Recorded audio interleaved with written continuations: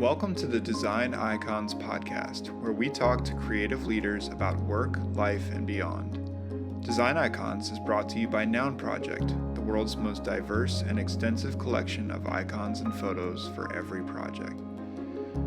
Today, we're talking with Evante Daniels about cultural physics, a concept that's reshaping how creatives, designers, marketers, art directors, and more understand and shape their influence on the world.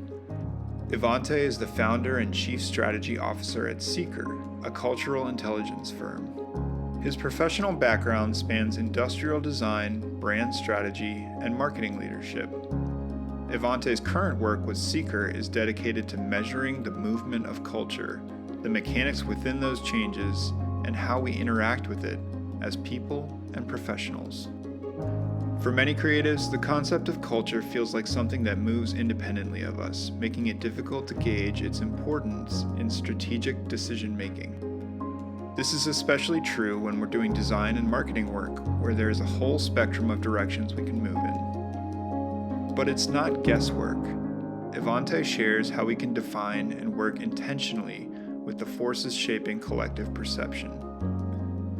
This episode features a live conversation with Evante, where over 100 attendees joined in. We cover what cultural physics is, why it matters to designers and marketers, and how to actually work with it instead of trying to get lucky. We started the talk with Evante's background. All right. Well, so I'm from Atlanta originally, but I live currently in San Francisco.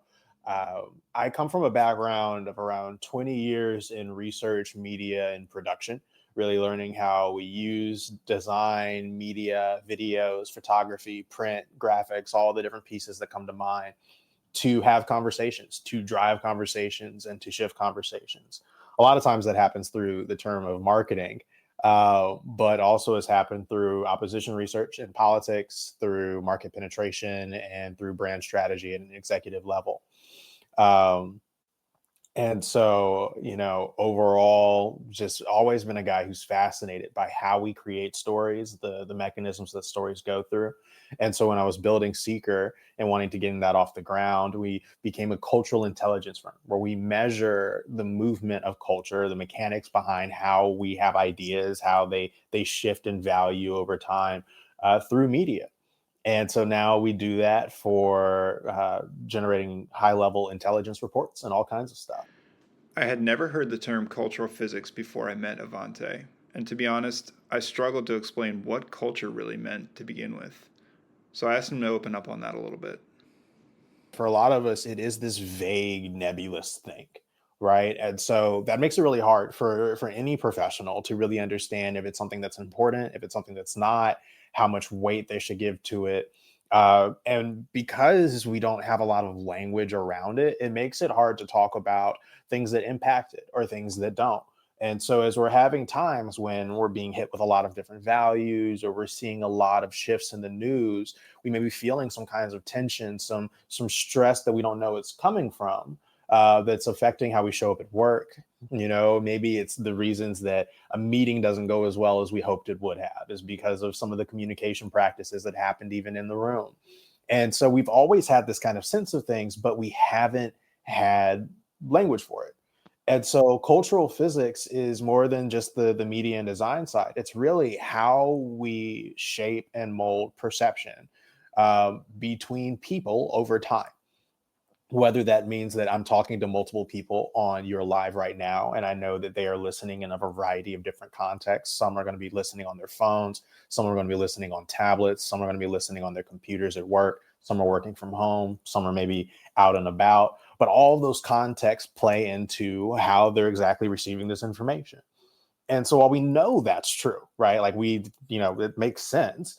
We don't really talk about it when we're doing marketing or doing advertising campaign, or when we're looking at how do we shift internal culture at an office. We're looking at what's on the deck, what's in the PowerPoint, rather than all of these other factors that we live in on a daily basis, and that tie into the same stuff.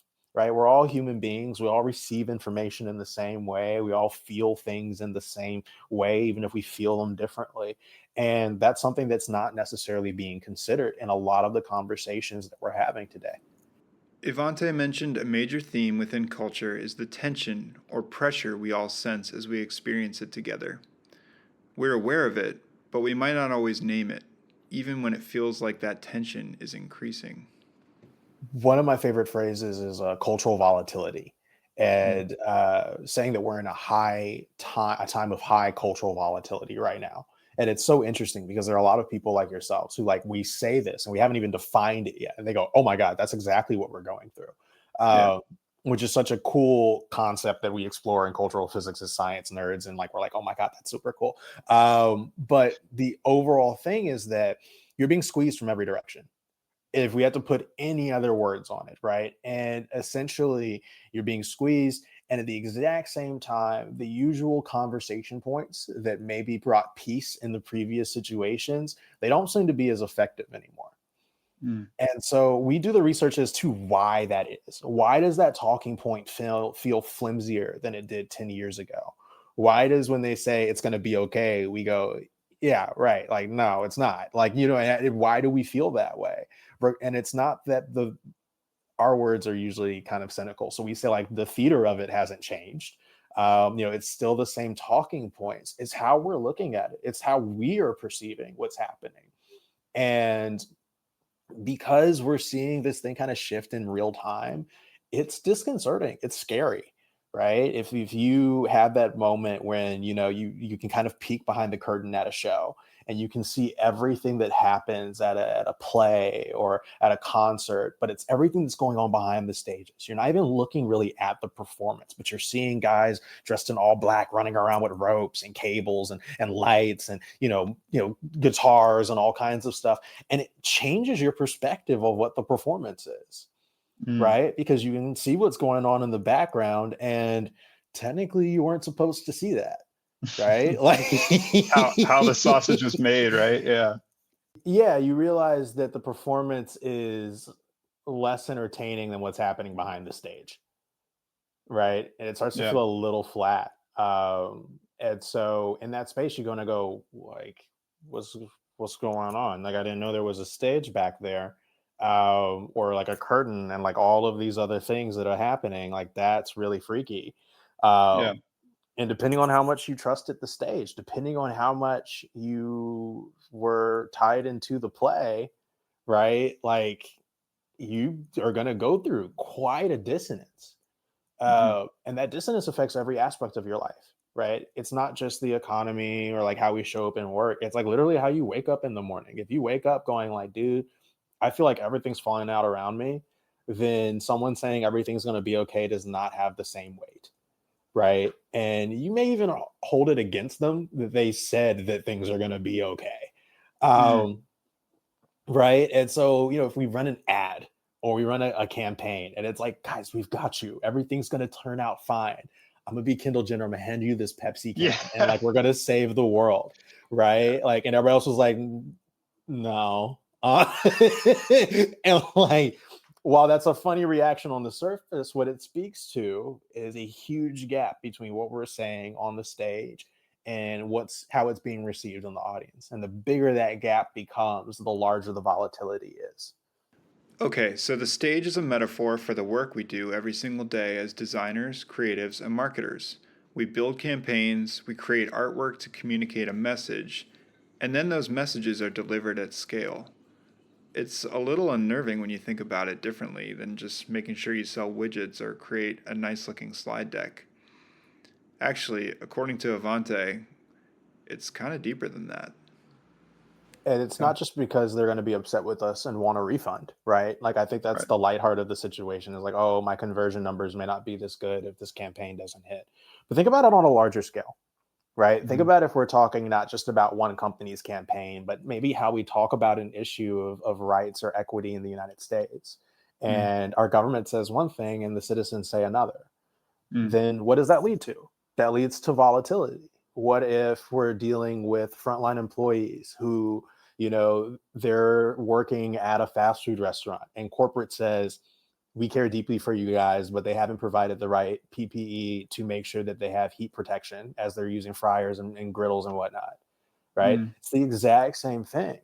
And so we're caught in really a fractal, really a spiral situation where there are a lot of pressures that we're coming into on various scales, whether it be because of our country, our state, our current lives, how our kids are doing in little league, all of those things down to our neighborhood level.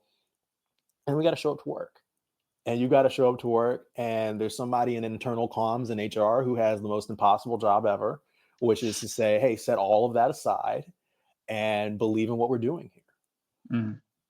And, Yeah. the ability to do that, the ability for that to track is what we call cultural resilience. How cultural resilient is your organization? How aligned is it with all of the myriad of pressures that are affecting each aspect of your organization? Is it a big question? 100%. But it's going to be the question that determines everything else that happens, from finances to operations to attrition. And so, that's why we look at it from such a foundational level. But how are we delivering these messages exactly? What are the touch points that we perceive this concept of cultural physics through?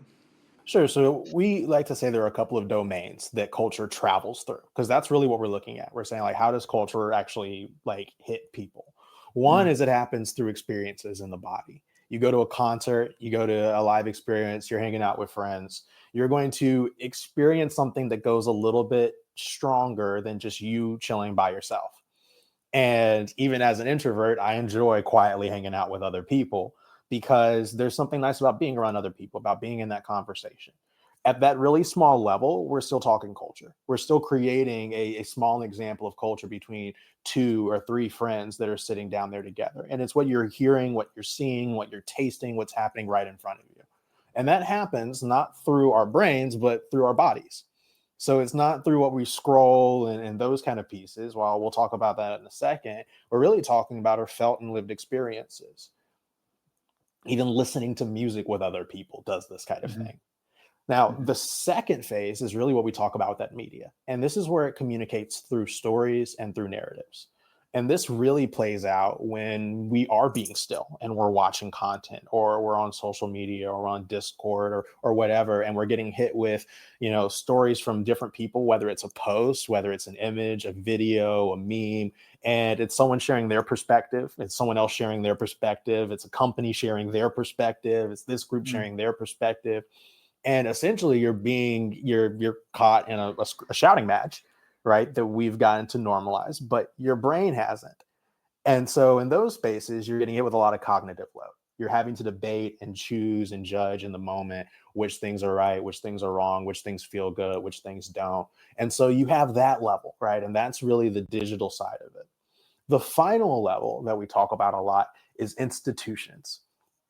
And institutions are businesses or groups that we call entities. Like, that could be, any kind of formalized organization coming together to support a concept or thing. A great example of this is higher education as an institution that's supported by colleges and universities all around the world that say, hey, secondary education, going to college or university, whether that's, community, going to a traditional school, going to a private, all these different things, they all benefit from the same conversation of, you need education after high school, right? Mm. And so those are places where they uphold kind of this worldview or this positioning or this way of thinking, and they need us to agree with that to continue to exist, right? And so we're dealing with culture on all three of those levels at one time, where it's what's happening immediately around you, what you're getting exposed to through digital platforms and through media and through news and storytelling and shows and podcasts and music. And then also what institutions are impacting your life, what institutions have shaped the path that you've taken, right? For me, I grew up in Atlanta. I grew up in a civic infrastructure kind of place. And so because I was shaped by, really the people behind HBCUs and a lot of that kind of thinking, the way I approach problems is sometimes very differently than some of my counterparts. And sitting with myself and saying, well, that's a institution that has shaped me, that has molded me, just as much as listening to certain pieces of music or hanging out with people in certain environments. And all of those things help contribute to how we see what's on the stage, right? Mm. And when those environments are shifting, or when one of those pieces starts to shift, or it doesn't align with the values that we're holding or we're tracking with, then we start to see that separation and that peek behind the curtain. So, our awareness of experiencing culture through these different levels is the foundation of understanding how we interact with it. Culture is experienced in a physiological sense first, and on a collective societal level. It's an extremely overwhelming and complicated way to think about it, though. So I asked Evante to break that down a bit, and what he said kind of blew my mind. One of the best comparisons I use a lot of times is a murmuration. You ever see like a group of birds that kind of flying together and they're doing that really cool shape in the air? When you look at how they do that, it's really fascinating.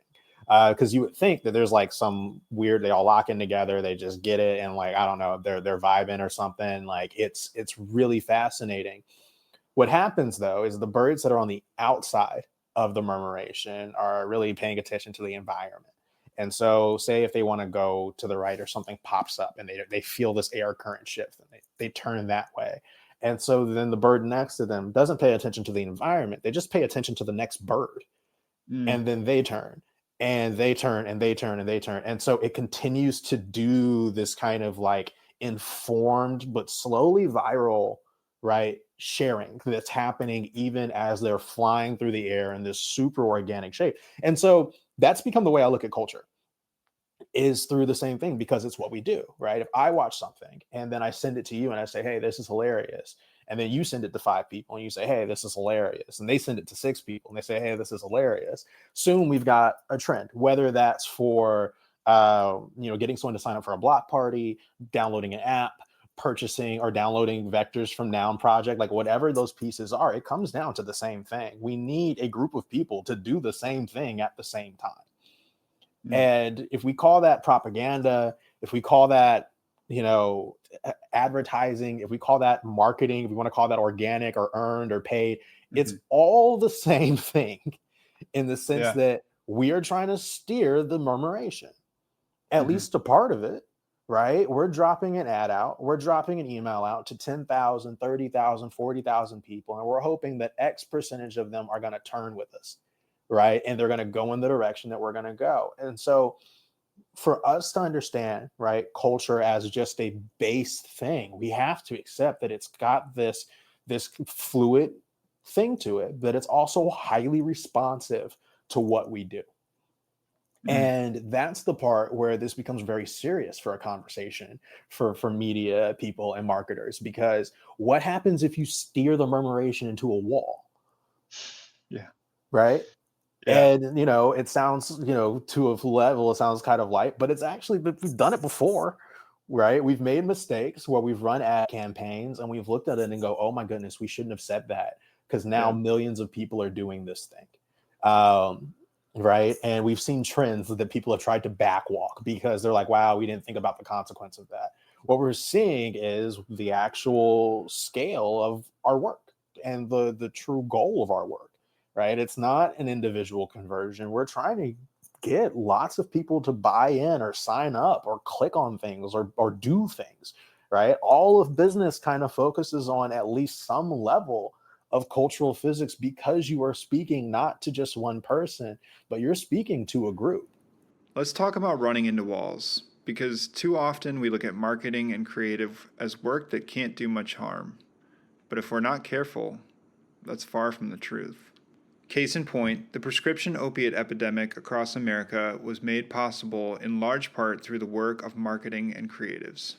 No, it's a big passionate topic for me. I think this is a huge case study in what happens when we do not think about the ramifications of our work in a Mm. cultural capacity. For those who aren't aware in detail about the Purdue Pharma scandal and the opiate scandal, really we see, and this actually inspired my first book, Power Beats and Rhymes. But what we see is there was a moment of confusion, of questioning, of openness in the medical community in the 90s, where they were deciding and realizing, if you wanted to put words to it, that pain is an actual significant metric in health. And so, this leads to a lot of questions because everybody feels pain differently. They don't know how to measure it. People are wondering how to feel about pain, how you do pain management, all of these things. And it's in the middle of this that this company creates Oxy. And it's not to say that, like, that they just like stole the show. What they did was deviously and honestly a very brilliant marketing campaign. Once they had paid off the FDA and ignored the part about their pill being extremely addictive and deadass just creating, addicts, they ran a local campaign in a blue collar region. They brought in, really attractive women to sell it to doctors, and they incentivized doctors not on the amount of prescriptions, but on the amount that they dose their patients. That's a different conversion metric. It was Mhm. just as simple as a shift if we had to change one acronym to another one, if we don't think about the consequences in the moment. Because Purdue realized that they would get more money from insurance companies, not based off of the amount of prescriptions, but the amount of dosages. So they said, well, shoot, let's just incentivize the dosages, right? They also started a side campaign to make sure that addiction wasn't traced back to them. Mm. These are things that we see all the time, whether it's crisis management, whether it's sending out a perfectly timed email, but it's done in such a way and in such an area that it led to this insidious catastrophe, right? Mm. Where these people turned everyday primary care providers into dope dealers Mm. and said, hey, continue to deal. And we're going to watch what happens. And then when this leads to the situation that we know that it's going to lead to, which is addiction, then we're going to set up systems to make sure that it's not our fault. And we now live in a world where, not only has one pharmaceutical company created an opiate medicine, but it's become a more regular play at this level. We've seen it. Oxy by itself has killed over 500,000 people in the United States alone.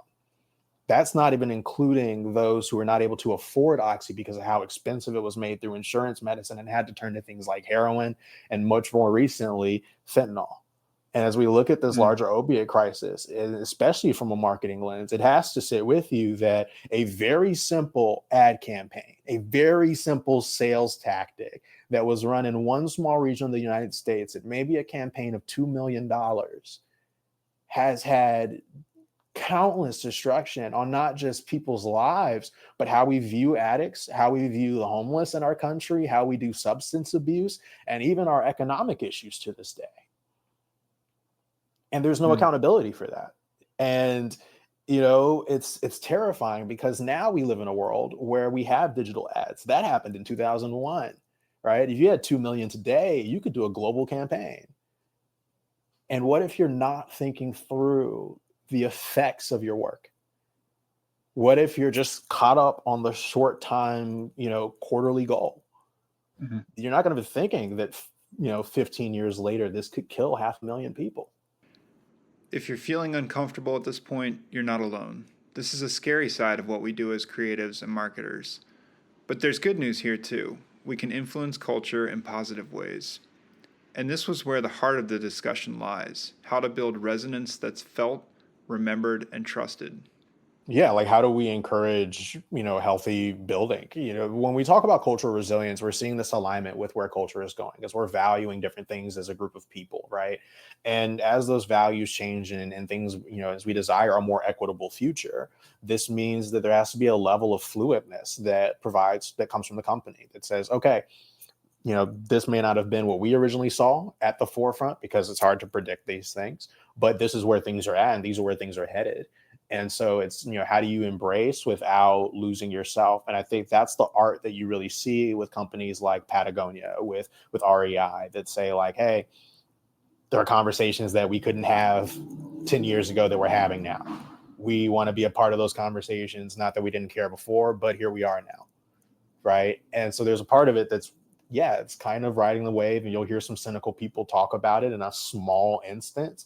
But if it's Mm-hmm. a thing of consistency, right, if it's a thing of follow through, then you end up having these organizations that are really strong and that the market performs extremely well around. A good example of this is NVIDIA, right? That is an engineering company. Mm-hmm. They have built the company around that organization for engineers. And so it seems exclusive from the outside, but what you really have is a very resilient organization that has listened to the people who work there, from every level, listened to the partners who are engaging with them and said, cool, this is what you need.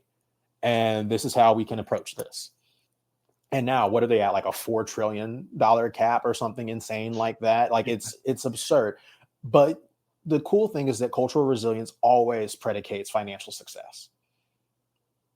And so when we see these things happen, other than like a fluke spike and then it comes right back down, if we want to see actual growth happen, it starts with resilience in the organization. It starts with alignment of all of those different perspectives and making sure that these pieces are truly in sync together. Because once you have that, then you have operational efficiency. Then you have financial efficiency. You start seeing profits go up, or you're able to address the issues that are blocking profits from growing up. It literally puts you in a place of growth rather than one where you're trying to make it out. If you're enjoying this podcast, you might also love exploring millions of beautiful icons and photos at nounproject.com. Our community of designers and photographers from over 120 countries is building the most diverse and extensive collection of icons and photos ever created. Since 2010, Noun Project has been the go-to choice for the world's top brands and best designers. Check us out free today at nounproject.com. This comes down to alignment around a high level of cultural self-awareness within a company, within a group of employees, and within your audience. It's hard. I'm not going to say that cultural resilience and cultural physics is one of the easiest things to dive into. And getting an organization to be culturally resilient is it sounds really sexy, but it's pretty difficult just in accepting a lot of things. So let's just imagine, for example, that you're an executive or a C-suite at a Fortune 500 company, right? Maybe you work in New York. You have a nice place. Maybe you drive into the city when you have to come to work, and that's your job, right? You go to the office, you go home, take care of the kids, take care of the fam. It's pretty peaceful. Let's say that company also has frontline employees. They aren't waking up in the same environment. They're not waking up on the same mattress. They're not waking up in the same house. They're not waking up even in the same zip code, much less the same tax bracket most of the time. Right? And so the things that they are going to deal with, just imagine the difference between peacefully having a driver take you to work and having to hurry to catch the subway. Mm-hmm. What is that? How do you feel before you come into the office? Right? How does the conversation of punctuality change? Mm-hmm. Right. And so when we talk about what it takes to get that alignment, it takes one for a leadership perspective to say, my life isn't relatable to my employees 9 times out of 10. Right. And it's not the rule. It's the exception. Their lives are the rule. Their lives make up the majority of the organization. And so being in lockstep with the larger parts of a population, whether that be your customers, the people who are engaging with your customers, people who are doing vendors and vendor relations, as well as the vendors themselves, and saying, hey, how do you guys see us? Like, when we say something, how does that really come across? Do you, we say, trust us? Do you believe that? And, a customer could say yeah, I totally trust you. And an employee could say, no, I don't trust you at all. I'm just here to do my job. Right. And if you think about it, that employee kind of raises a concern, because it's well, then how are you going to show up as a customer service person or as someone who's supposed to represent our brand on the front line if you don't even feel cared for and you're supposed to reflect that care onto a customer? Right. And so when we see these breakdowns, and we deal with them all the time, right? We've seen, leadership and development tries to come in and equip, middle managers to be able to handle problem solving more effectively. Right. And then we have a separate conversation about the finances and the sales, and then a separate conversation around hiring and acquisition, but they're all tied to the exact same thing. And that's how this group of people, or how these groups of people, see what you're doing and how they feel about it. But as practitioners, we don't always have the power to just get everybody aligned. So how do we, the ones putting the pixels together, approach that problem so we know enough to put out great, culturally relevant work? Yeah, absolutely. So, you're the head of marketing, right? You're running a team or a group or, cohort. Your job, I'd say, first is number one, to be current. You got to know what's going on. Doesn't mean you have to know on a geopolitical level of everything that's happening in the world, but the things that influence your sphere of work and your sphere of impact at Noun Project, you should be aware of. right? If that Mhm. means that you're looking at graphic design trends, new conversations in those spaces, how Figma's doing new UI rollouts, all of those things that may come into the place, you want to be aware of. Secondly, you want to be aware of how the people who use your product talk. Mhm. And so get on TikTok. You're going to have to, right? Because Yeah. this is there are two front pages of the internet. One's Reddit, one's TikTok, and neither of them are, everybody's first choice, but you've got to do both to a certain extent, but you curate it around the things that are relevant to your space, Mhm. right? And so make those front of mind. You already know your lifestyle. You already know how you exist in the world. So you don't have to spend a lot of time going, well, how is my life? Or let me think about me. It's just like, no, let me just go ahead and take a look at other people and see what they're saying about this thing. See what they're saying about these illustrations. See what they're saying about this style of work or these pieces. And start to just take that in, whether it's 10, 15 minutes a day, a couple days a week. But what it's going to do, it's going to give you an idea of this term that we call the heartstring, which is the rhythmic pulse that everything is kind of aligned and current that things are in. And if you can understand it just in your own aspect, then you're able to make more effective decisions around it. Mm. Another thing you can do as a culturally intelligent leader is ask people around their memories and perspectives. Ask people about the things that they have experienced in trying to solve a problem. You're saying, oh, well, I saw this thing on the news today and it like really, ticked me off. You guys, what news channels do y'all watch? And just get Yeah. the term of the Yeah. room, right? And watch the people who say, I don't watch the news. And go, okay, well, how do and like, don't make it a big thing. Make it a very light conversation. You're not here to interrogate them, but you're Mm. going to choose things like that, whether it's where do you get your coffee from, or like pieces like that that help you understand the cultural perspectives that are being brought to your room, right? Mhm. And for everybody else, it's going to just feel like you're getting to know them in a really personal manner, and you are. But it's also a good way to understand how and what people are bringing when they show up in the room. Yeah. Right. And so if you look at those pieces, you do that with your vendors, you do that every now and then, you can understand a little bit more about those groups of people. And then when you're doing your quarterly planning, now you have this felt sense in the back of your mind, right? That either says our team's not going to want to do that, or, this is what's happening here, not just from a very small sample size, but this is probably indicative of something larger. And so Mm. we want to pay attention to that. And then finally is that last note, taking things as them being indicative of something larger. Do the Yeah. research, but when you see something silly or you see something that pops up, remember that it had to pop up. Mm. And so, do your research. Do take a little bit of time to say, like, why is this here in front of me? How did it get here? Um, because those are all the pieces that we base a lot of our understanding of cultural physics around. And it's from there that we're able to do the theorizing that we do. Social listening is a huge advantage for creatives. Being in spaces where people interact with messages like the ones we put out, and observing how they respond in comments, reactions, and content. But how do we know the difference between a blip on the radar or the tip of an iceberg? One that's top of mind for everyone involved in creative work right now is AI. There seems to be a line being drawn. Some creatives love AI and see it as a way to produce creative work more efficiently. Others stand against it, saying it's taking jobs and robbing creative knowledge workers of the joy of actually creating. This example is just one that can be enormously complex to simply make a judgment on from social listening. There's a lot of noise and a lot of hot takes. Evante went down this path with me to show me how we can take a more quantitative approach to that qualitative information. So, all right, let's say we've got um, 300 graphic designers, and we're going to do a survey with them on how do you feel about AI. We're going to Mhm. expect, we're going to see the numbers of how many people, just from the boilerplate question of, do you use AI in your work?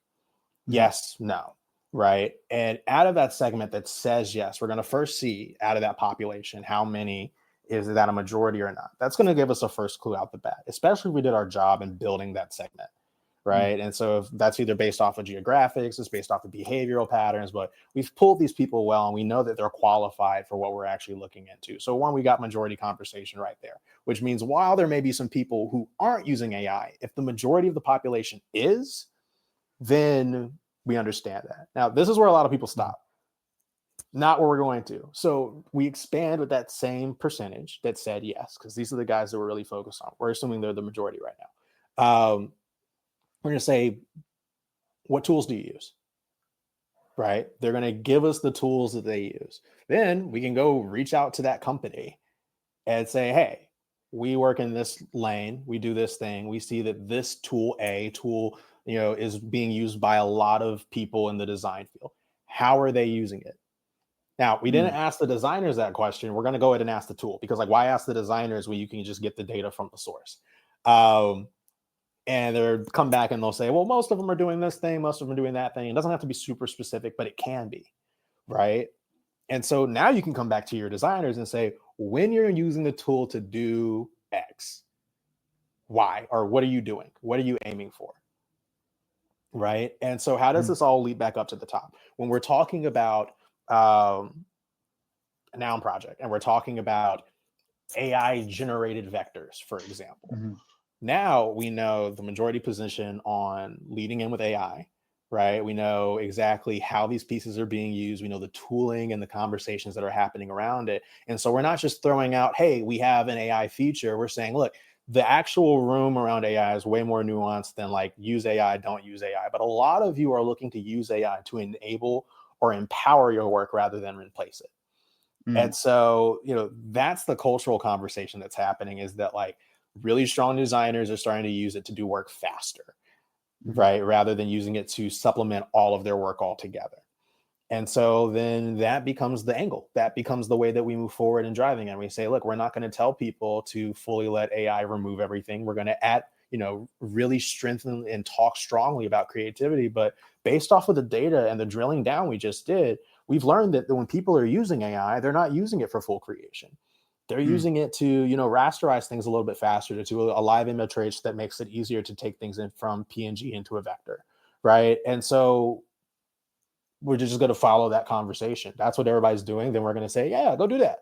And like, sometimes that makes our jobs a little bit easier because the data gets to point really in the direction of the story. But, what cultural research tells us is to look at that group and say, okay, there is a conversation point here. There are enough people experiencing enough similar things that if something happens to one of us out of 9 billion, odds are you aren't the only person who experienced it. At this point, I had to ask Evante, as someone who's an expert in this, are we just in a game of reducing harm and risk? Or is there a way that marketers and creatives can actually reflect, impact, and shape culture for the better? Like, can we make things better? Absolutely, 100%. I wouldn't be doing this work if that wasn't possible. Yeah. And like, does that mean that there's a reckoning that has to happen with our industry to say like we have to put a standard where there hasn't been one? 100%. And am I down for that standard to be a sharp one that has to be set? Also full support of that. We have been able to go for so long without being checked in any way. In what regard? Right? When you talk about Purdue Pharma, the people that they went after were the product folk. They didn't go after the marketing people. It wasn't the head of sales and the CMOs that you got to hear about in the news. They got to keep going. And while we talk about politics, we talk about all of these things, there is a marketing and communications department in every single sector of almost every single job. And it's our job to influence how culture sees what we do. That's the whole reason we exist, whether that's on a large scale, whether that's through PR, whether that's through advertising, through crisis management, through one-on-one coaching. All of those pieces are about shaping people's perspectives. And while, yes, it can be fun, especially as a creator in these places, and we don't have to hold this super heavy weight on our shoulders all the time, there are absolutely times that we need to consider it. And we need to understand that there's more at stake than just like, oh, download my app, but how you tell them to download your app, how you talk about this thing is actually going to be a part of a much larger conversation for a lot of people. And so, yeah, I totally believe it's possible. Hell, I've done campaigns that were, tied into the culture and culturally resilient, and they did phenomenally well. Was it much harder than anything that we had on the surface in any base playbook? Absolutely. We had to do our research. We had to actually put time in, and we couldn't just say what's the hottest thing. But that's worth it because we care about our customers, right? And so we want to make sure that we're not driving them off a cliff, that we're not telling them, hey, take this injection, it's going to make you lose weight, we're going to change the whole conversation on body positivity again. Right? Mm. Like, we want to have those conversations and be able to say, like, yo, you can't say these things because kids hear them and people walk around with this little jingle in their head and they start thinking that way because that's how the world works. Mhm. And so it's going to make our jobs harder. I'm not going to lie, Mhm. but it's going to make our ability to be human much easier. When we get to this level, we're strengthening the link between delivering a message to a customer and making the world a better place. We're generating more revenue through resonance and trust in our creative, but we're also creating a net positive for society. At least that's the goal. Cultural physics allows us to tie these things together in a way that a CEO could get on board with. According to Evante, it's the switch we need to flip that gets us from being reactive to proactive. And it's where more leaders can enable their creative teams to do their best work too. And, you know, that's the thing we love with our cultural resilience index, our first algorithm that measures the cultural resilience of any organization from mom and pop to Fortune 500. And what it does is it gives them a number and it says, like, hey, you're at this place, here's your current trajectory, and here's the volatility in the space. Mm. And what that does is allows them to treat it like the KPI that it is and say that this predicates your financial improvements by about 2 years on average. And so you can wait for your P&L, you can wait for your quarterly report and be reactive because you just saw what happened last quarter, or you can pay attention to your institutional structure and how well cohesive your organization is. And from there, very different conversation, right? Like, and at that point, that makes it's extremely profitable. There's never a world in where cultural resilience isn't profitable. Mm. Ignoring cultural resilience has also always been a way to kill a business. And we've Yeah. got the case studies on this. Our first case study was Blockbuster. Yeah. Okay. Like, Yeah. Blockbuster was culturally failing in 2004, and that was their second highest financial year on record. Oh, wow. That's Right. interesting.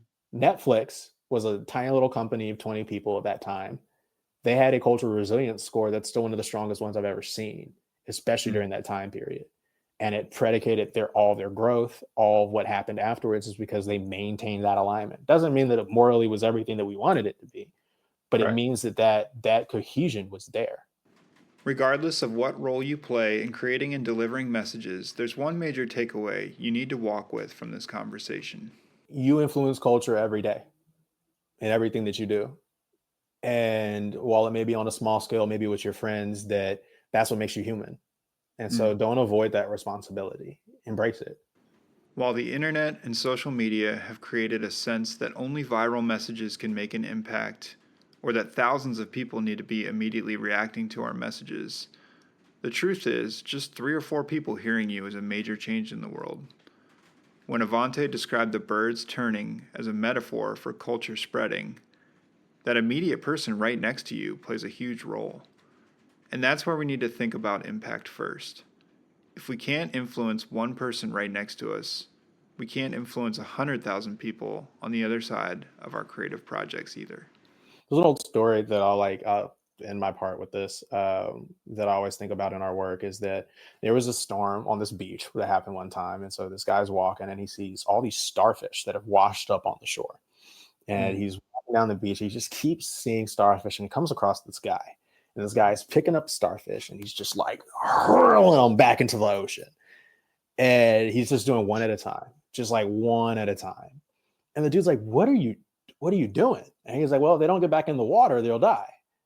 And he's like, yeah, but you're just like throwing one at a time. That doesn't really make a difference. And he's like, picks one up and he throws it. And he goes, it made a difference for that one. Mm.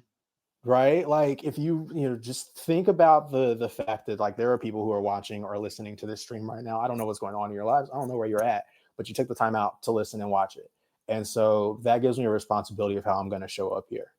Right. And whether that's one person or a million people, I should take the responsibility seriously, because while it's happening on scale, it's also happening at a very deep and personal level every single time.